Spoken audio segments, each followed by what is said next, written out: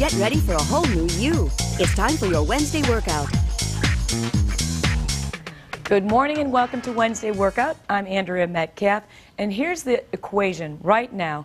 I want to tell you how to flatten your abs forever, and it's about diet and exercise.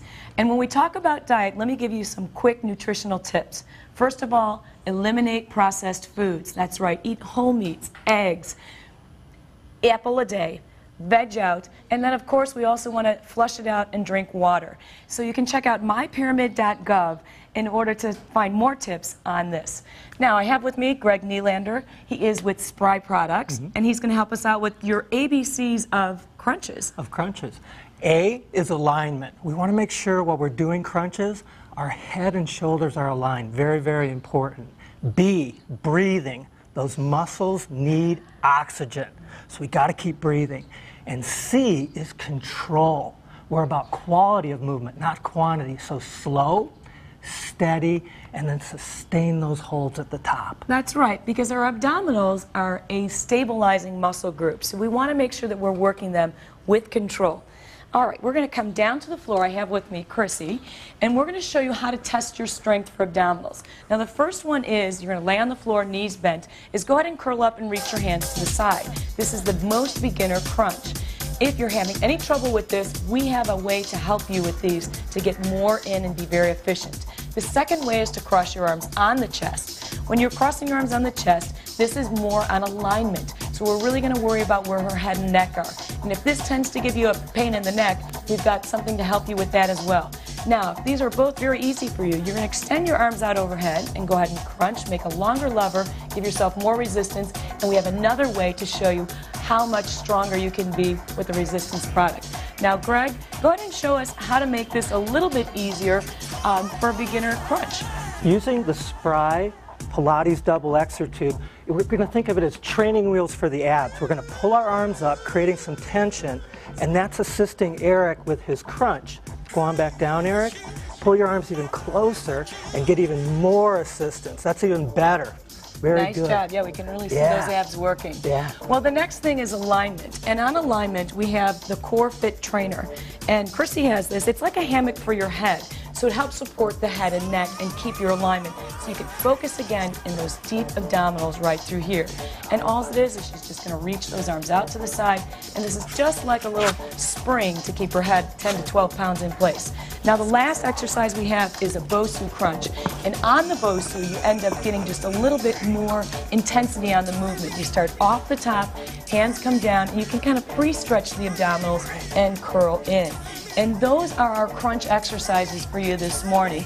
And Greg, quickly tell us where we can pick up some of these products. SpryProducts.com. That's right. And you can also get them at a lot of different retailers as well, Chicago Home Fitness, anywhere on the market.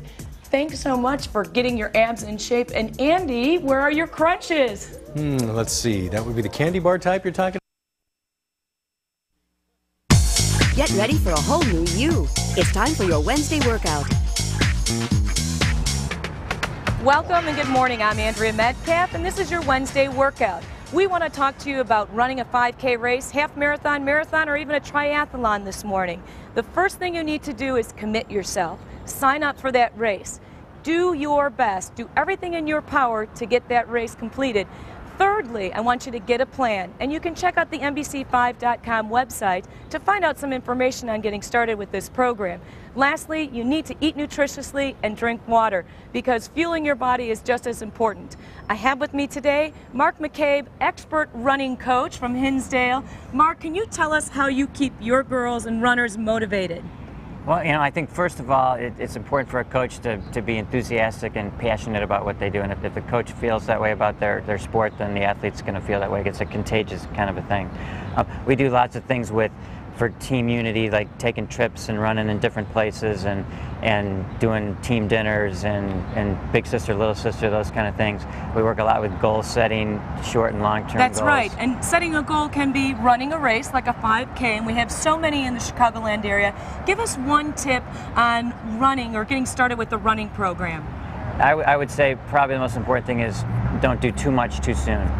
That's right, and my 3 tips as well are to start slowly, And make your run-walk intervals for a set time period or distance. And then thirdly, you need to stretch, which is what the girls are going to help us do right now. Now, our first stretch is called the double knee stretch, and this helps stretch out their hip flexors. You'll cross one knee over the other and then feel the line of stretch all the way through to their arm. This is a great stretch right when you get done running, and it's a nice that you can do right leg and left leg. Thanks, girls. The next thing we have is called horse stance, and this is done on all four, and it's really not just an exercise for stretching the back, but it's also for leg up, it's for your core. So you're going to tighten your abdominals and bring your elbow to the opposite knee and reach straight out. Thanks, Maddie. This is my daughter here. Good job. And the third exercise that we're going to do today is deep knee bends, and this helps warm up the knee joint, increasing the synovial fluid. And you'll just grab hands or onto a tree and reach down and up. And as you can see with Emily here, keep going. You want to keep your heels on the floor and bend your knees, hips past your knees this time. Well, I want to give you just one more tip, our motivational moment for today. And Mark, what are we saying today? This journey of 1,000 miles starts with a single step. And that's right, take it one step at a time. Check out NBC5.com, the website. And Dick and Ellie, I heard you guys are going to be doing this triathlon with me in August. Yeah, right. Here's what we're going to do. Go, Andrea! Get ready for a whole new you. It's time for your Wednesday workout. Good morning, it's Wednesday workout. Andrea Metcalf with Sergio and Serrano. We've got the NBC5 Fitness Club. Our Polar Bear Boot Camp is with us today. They're down 15 pounds in week one. Great job, guys. They're going to be with us for the next 8 weeks losing weight. But today, let me tell you about Pilates and how great you can look at age 59. I have with me Kathy McMahon.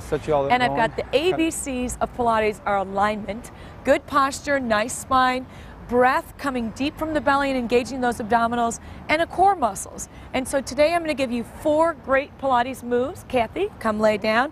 And the Fitness Club in back is going to be doing the workout with us. Now the first movement I have for you is a traditional movement called the hundreds. Now beginners can start with knees bent and legs up. Kathy's going to start with her toes up. Curl up the head, neck, and shoulders and reach those fingertips, and you pulse the arms down, reaching down. Inhale for 5 counts and exhale for 5 counts. The breath comes deep from the belly and you're working into those core muscles. As you get more strong, you're going to lower those legs. But the breath, inhale for 5, exhale for 5, 10 sets makes your hundreds right away. Now roll over, Kath. We're going to show you the next exercise. This is called swimming. Now swimming is done with the arms and legs slightly lifted. The head stays in alignment with the spine, and the right arm lifts, and then the left arm and left leg lift.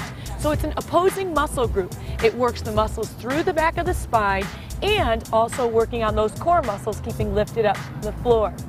Now my next exercise is called the side leg circles.